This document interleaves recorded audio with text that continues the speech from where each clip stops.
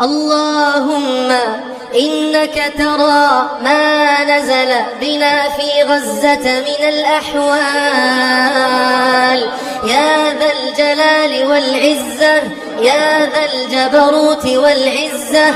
اللهم أعز أهل غزة، اللهم أعز أهل غزة، اللهم فرج عن أهل غزة، اللهم فرح أهل غزة، اللهم انصر أهل غزة، اللهم داو جريحهم، اللهم اشف مريضهم، اللهم اقبل شهيدهم، اللهم ارحم ميتهم، اللهم كفكف جراحاتهم وبرد آلامهم، اللهم واجعل لهم وللمسلمين فرجا قريبا يا الله.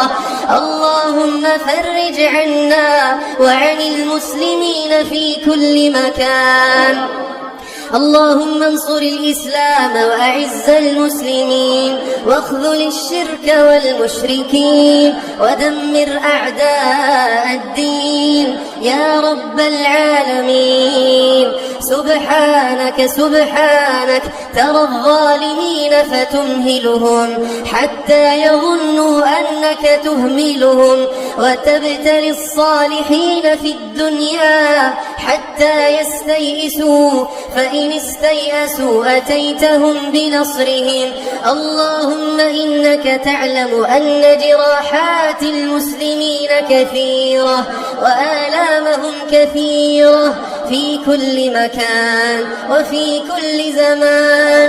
اللهم فانصرنا على أعدائنا يا الله، اللهم فثبت أقدامنا يا الله.